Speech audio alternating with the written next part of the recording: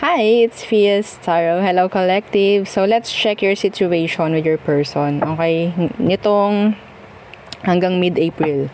So, tingnan natin kung ano bang magiging takbuhan. Okay? So, syempre, before tayo mag-start, kung hindi ka pa nakakapag-subscribe, please do subscribe and hit the notification bell para lagi po tayo maging updated sa mga mangyayari pa lang. And syempre, again, kung may tanong pagdating sa private reading sa ating mga items, okay, yung ating protection from evil eye, love bracelet, granter necklace, taga-grant ng mga minamanifest mo, taga-pagbigay ng surprises, and yung ating cord cutting.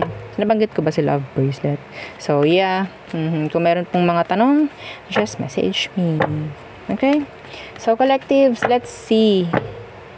Okay, the current situation with your person ngayong hanggang mid-April. Tingnan natin kung ano magiging takbuhan. So, ano bang meron sa situation ninyo para malaman mong sa'yo tong reading?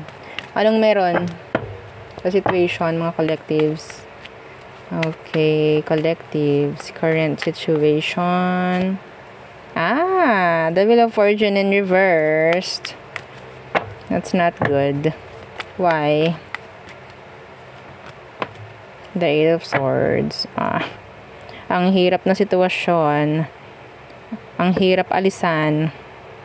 Okay. Walang growth. Walang improvement. Walang progress. Walang freedom. So, saan kayo doon? No changes at all. Okay. Yeah, the Knight of Swords in reverse. Some of you, ikaw itong naghihintay ng consistent na connection with this person. Some of you specifically, hindi magandang line of communication. Hindi maganda. It's like, napaka-inconsistent. Like, zero or less to no communication, some of you. Okay, so anong meron? Anong meron sa person mo, collectives? Anong meron sa kanya sa ngayon? The Three of Pentacles. Sana walang third party involved. Okay, what's with the Three of Pentacles? Yeah. The Moon. Ayan na nga ba. This is option. Your person has an option. They have an option.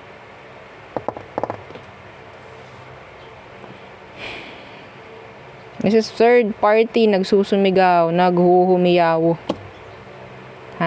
Kaya hindi mo magawang kaya hindi kanya mabigyan ng clarity kung ano man na kailangan mo. This is so toxic. Okay, some of you, this person is indecisive. So indecisive. May mga nakatago dito, They have secrets. Yeah, they love bomb you. Yeah, they breadcrumb you. No, they don't love you. No.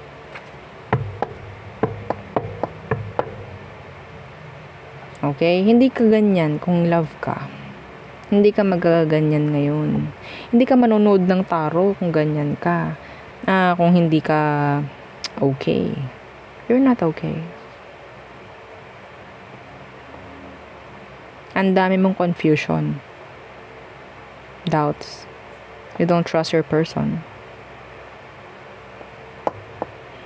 Kung nakaka-resonate ka dito, gusto mo ng clarity, gusto mo ng answers from your person. Okay? They're indecisive. Wala akong nakikitang pagpili.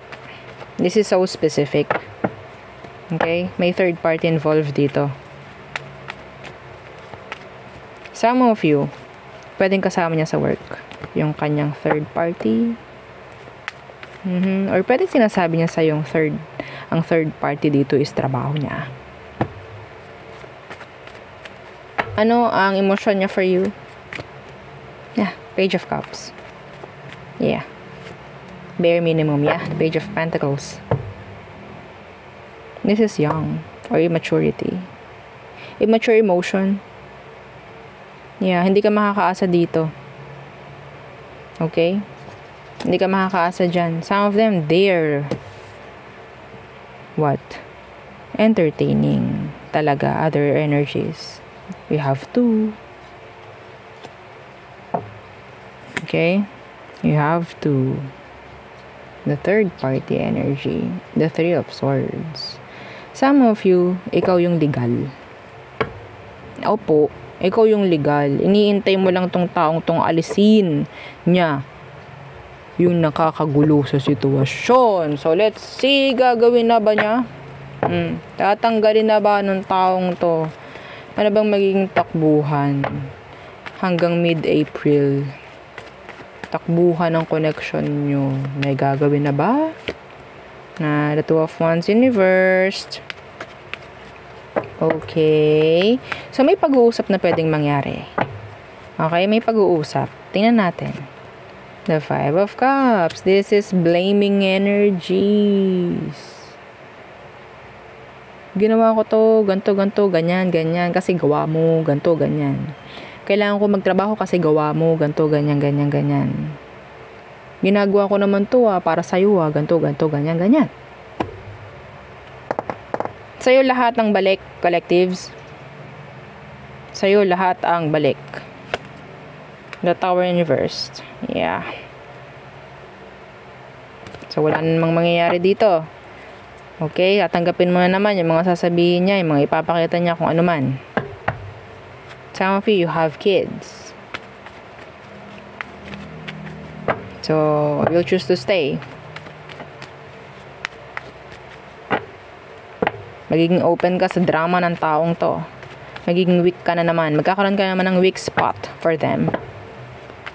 So, yun ang nakukuha kong magiging takbuhan ng connection nyo hanggang mid-April. So, ano bang meron pagdating sa outcome/advice for your collectives? Strength in reversed. Weakness. Eight of Cups in reversed.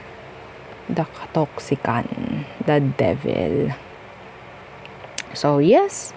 Andyan pa rin po tayo. Hindi pa rin po tayo makakakuha, makakagawa ng aksyon, makakagawa ng mga dapat gawin sa sitwasyon na to. Wala tayong magagawa kundi magstay. So, yun pa rin ang takbuhan. Kung kayo ay naghihintay, kung ano man, clarity, closure, whatsoever, kasagutan from this person, pagpili niya, wala pa rin. Opo, wala pa rin.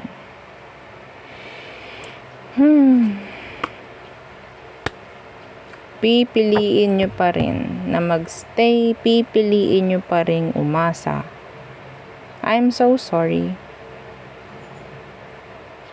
I'm so sorry.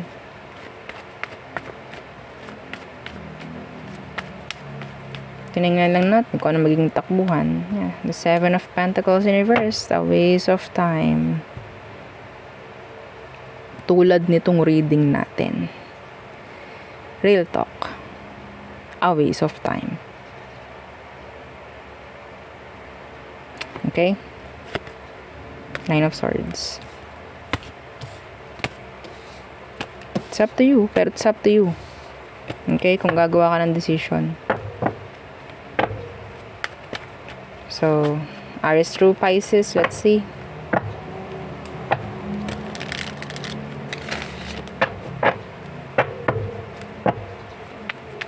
Aries through Pisces. The zodiac sign you're dealing with or dealt with. Aries, they want reconciliation. Some of you, yeah, this is a third party involvement. Taurus, they love you unconditionally. Gemini, they want improvement, they want long-term. Cancer, they have a lot of secrets. Some of them, they're mirroring you.